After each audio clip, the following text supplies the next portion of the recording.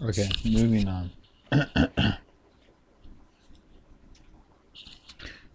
The rulers went to meet her, Noria, intending to lead her astray. Their supreme chief, Yaldabaoth, said to her, "Your mother Eve came to us." But Noria turned to them and said to them, "It is you who are the rulers of the darkness. You are accursed. You did not know my mother. Instead, it was your own female that you knew. For I am not your descendant. Rather, it is from the world above that I am come." The arrogant ruler turned with all his might, and his countenance was like a blazing fire. He said to her presumptuously, "You must service us, as did also your mother Eve." But Noria turned with power, and, in a loud voice, she cried up to the Holy One, the God of all, "Rescue me from the rulers of unrighteousness and save me from the clutches at once." The great angel came down from the heavens and said to her, "Why are you crying up to God? Why do you act so boldly toward the Holy Spirit?" Noria said, "Who are you?" The rulers of unrighteousness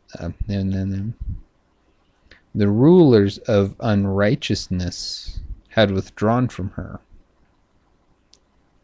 He said, that's to say, the angel who came down from heaven said, "I am Elelith, sagacity, the great angel who stands in the presence of the Holy Spirit. I have been sent to speak with you and save you from the grasp of the lawless, and I shall teach you about your root."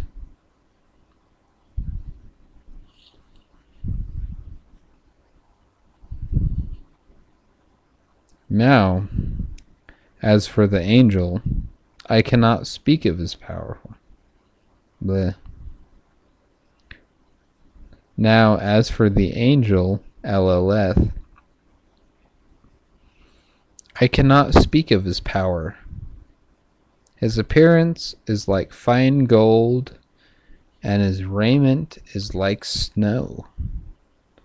No, truly my mouth cannot bear to speak of his power and the appearance of his face. Eleleth, the great angel, spoke to me. "It is I," he said, "who am understanding. I am one of the four luminaries who stand in the presence of the great invisible Spirit. Do you think these rulers have any power over you?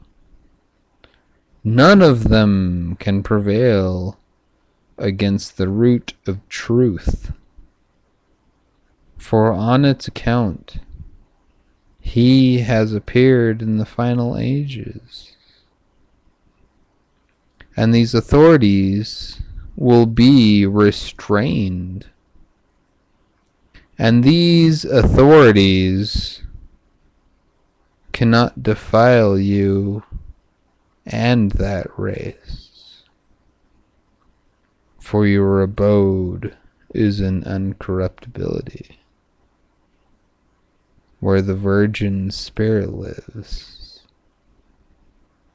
who is superior to the authorities of chaos and their universe.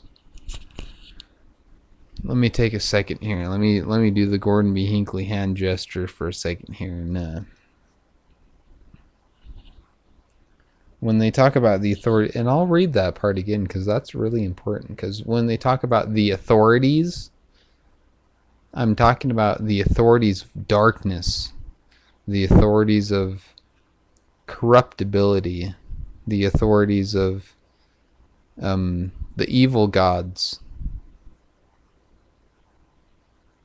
who are the gods of ignorance, the gods of fear, the gods of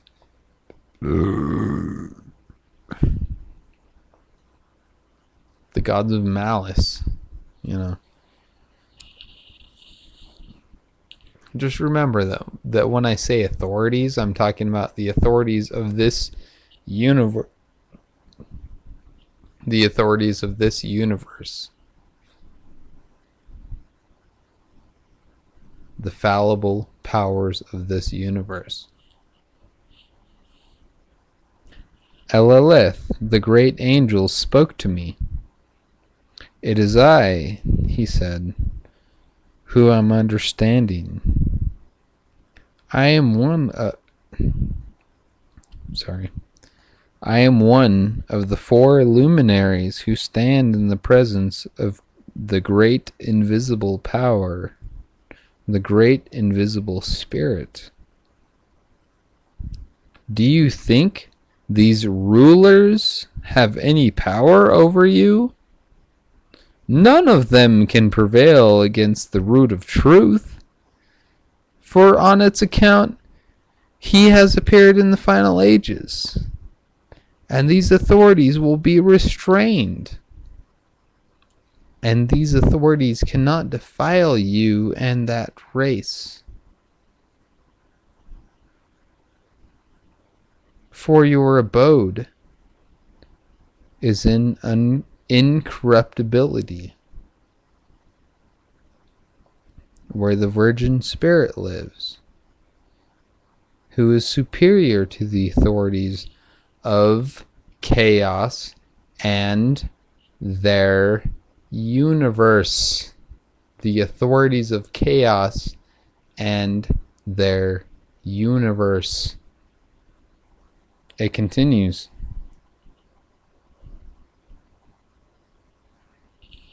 But I, Noria, said, Sir, teach me about these authorities. How did they come into being? By what genesis? And out of what material? And who created them and their power?